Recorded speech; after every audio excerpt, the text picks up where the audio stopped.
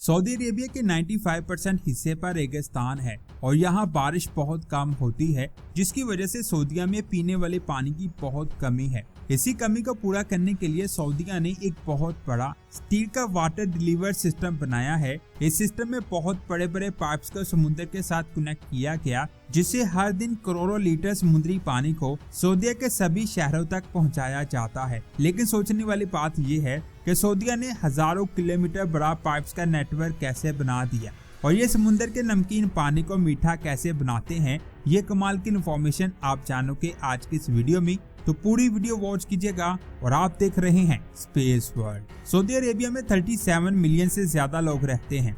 ज्यादातर लोग रेड सी कोस्ट और पर्शियन गोल्फ के पास घने इलाकों में रहते हैं, जबकि अंदर का हिस्सा बंजर और सुनसान रेगिस्तान है। सऊदीया की जमीन के नीचे 40 ट्रिलियन लीटर से ज्यादा ऑयल तो मौजूद है, लेकिन पीने के पानी के लिए सऊदीया को करोड़ों डॉलर्स खर्च करना पड़ते हैं, क्योंकि सऊदीया में बहुत कम बारिश और सख्त गर्मी की वजह से पानी ना होने के बराबर है। इसीलिए मीठे पानी के लिए सऊदीया ने मुल्क में वाटर पाइपलाइन सिस्टम बनाया। ये सिस्टम बहुत मजबूत कार्बन स्टील के पाइप से बनाया गया है। सेम इसी तरह के पाइप्स को गैस और ऑयल की मिल्स में भी इस्तेमाल किया जाता है।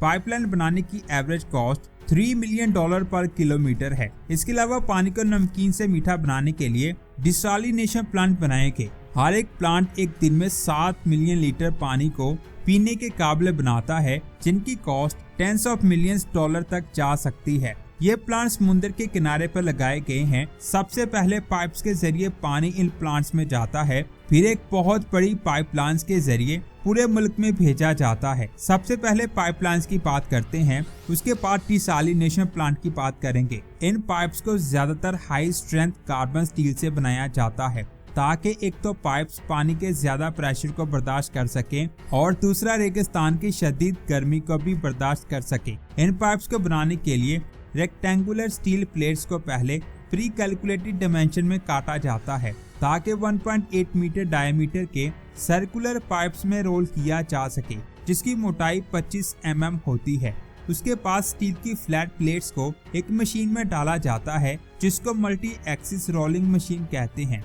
यह मशीन फ्लैट स्टील को बेंड करके इसके दोनों किनारों को आपस में मिला देती है, फिर इनको वेल्ड कर दिया जाता है। हर पाइप सेक्शन आमतौर पर 12 मीटर लंबा होता है।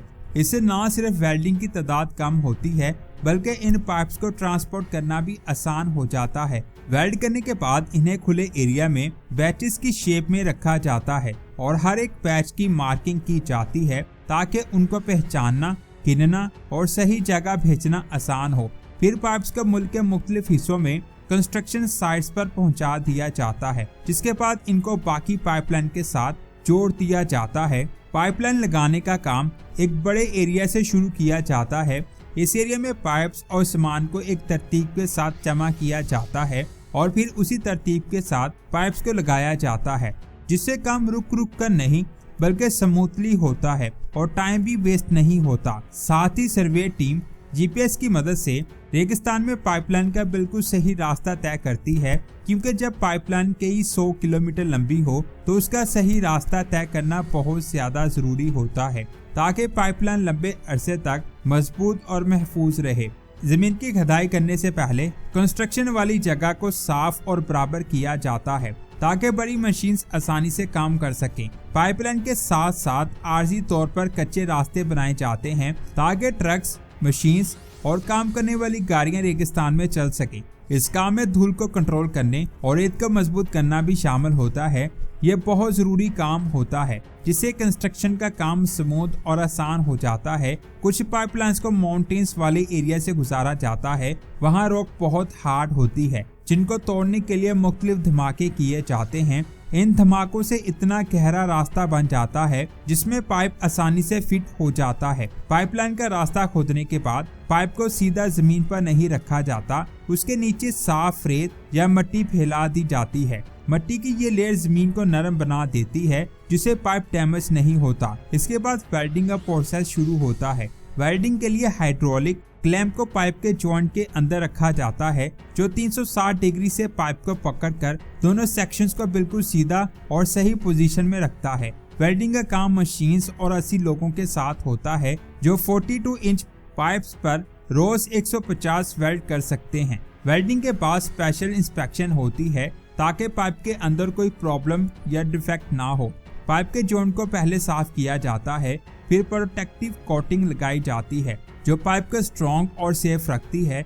पाइप को उठाकर हवा में रखा जाता है और मशीन ट्रेंच के साथ आहिस्ता आहिस्ता मूव करती है। ऑपरेटर्स को बहुत ध्यान रखना पड़ता है ताकि पाइप ट्विस्ट, बेंड या ट्रेंच से टकरा ना जाए। पाइप को सेंटीमीटर बाय सेंटीमीटर नीचे रखा जाता है और बेडिंग लेयर के बीच फिट कर दिया जाता है। इस तरह इंजीनियर्स लगातार पाइप की हाइट ताकि पाइप बिल्कुल सही जगह पर रहे। ये तरीका फास्ट, कंट्रोल्ड और एक्यूरेट है। पाइप सेट होने के बाद ट्रेंच को मुख्तलिफ लेयर्स में मिट्टी से भर दिया जाता है। पहली लेयर बारीक मिट्टी की होती है जो पाइप को सेफ रखती है। फिर उसके ऊपर खुदाई की गई मिट्टी को डाला जाता है। इसके बाद हर लेयर को मशीन से दबाया जाता है ताकि पाइप मजबूत रहे और फ्यूचर में प्रॉब्लम ना हो। रेगिस्तान में जहां मिट्टी और गर्मी पाइप को अफेक्ट कर सकती है, वहां लेयर्स बहुत ज्यादा जरूरी हैं। बड़ी पाइप्स को समुद्र में सही जगह पर सेट किया जाता है जिससे पानी प्लांट तक आता है। पाइप्स को एक के बाद एक जोड़कर रास्ता बनाया जाता है। फिर पाइप्स को एक मजबूत फ्रेम से सपोर्ट करके समुद्र की सतह पर फिक्स कर दिया जाता है। जब पानी फिल्टर प्लांट्स की तरफ जाता है तो साथ रेत, छोटे पत्थर, जेलीफिश और कई छोटे जानदार भी जाते हैं जिनको बचाने के लिए बहुत बड़ी स्क्रीन इंस्टॉल की जाती है। जब पानी इन स्क्रीन से गुजरता है तो ये 4.5 मीटर से बड़ी चीजों को ब्लॉक कर देती है। इसके बाद पानी फाइनल स्क्रीन से गुजरता है जो बाकी पर जाने वाले बड़े पार्टिकल्स को फिल्टर कर देती है। लेकिन बड़े जानदार निकालने के बाद भी पानी में मिट्टी और कई छोटे पार्टिकल्स मौजूद होते हैं। फिर इस पानी को बड़े टैंक में फिल्टर किया जाता है जिसके बाद पानी बिल्कुल साफ नजर आता है। लेकिन अभी भी इसके अंदर बहुत छोटे पार्टिकल्स रह जाते हैं जिसके लिए पानी में 2 केमिकल्स ऐड किए जाते हैं, सोडियम हाइपोक्लोराइड जो जरासीम खत्म करता है और कैरिक क्लोराइड जो छोटे पार्टिकल्स को एक साथ जोड़ता है। अब पानी काफी हद तक साफ हो चुका है लेकिन अभी भी डिसैलिनेशन के लिए बिल्कुल साफ नहीं है। पानी को एक बार फिर से कार्ट्रिज फिल्ट्रेशन सिस्टम से गुजारा जाता है जो लास्ट प्रोसेस है। Cartridge tightly compressed fibre layer से बने होते हैं जो माइक्रोस्कोपिक पार्टिकल्स को ट्रैप करते हैं। इसमें पानी बाहर से अंदर की तरफ फ्लो करता है जिससे बहुत छोटे पार्टिकल्स कार्ट्रिज में फंस जाते हैं और साफ पानी कार्ट्रिज की वॉल से गुजरता है। जब कार्ट्रिज फुल हो जाता है इंजीनियर्स उसे निकाल कर नई कार्ट्रिज लगाते हैं ताकि सिस्टम हमेशा एफिशिएंट काम करे। अब पानी में सब पार्टिकल्स रिमूव हो चुके हैं लेकिन अभी भी पानी में नमक होता है। ये बहुत ज्यादा मुश्किल काम है क्योंकि नमक और पानी को अलग करने के लिए बहुत ज्यादा प्रेशर लगाया जाता है। हाई प्रेशर पंप्स पानी को स्पेशल फिल्टर से पुश करते हैं। इस फिल्टर से साफ पानी गुजरता है और फिर नमक और गंदी चीजें रुक जाती हैं।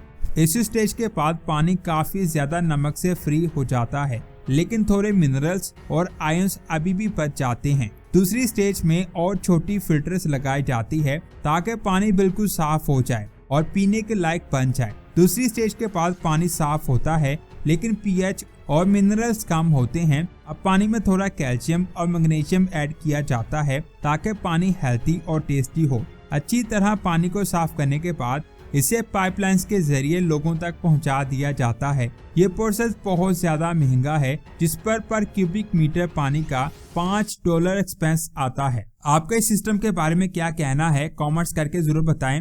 अगर आप स्पेस के अलावा ऐसी भी वीडियोस को देखना चाहते हैं तो अभी नीचे कमेंट्स करके जरूर बताएं। मिलते हैं एक और शानदार वीडियो में। अपना बहुत सारा ख्याल रखें। अल्लाह हाफिज।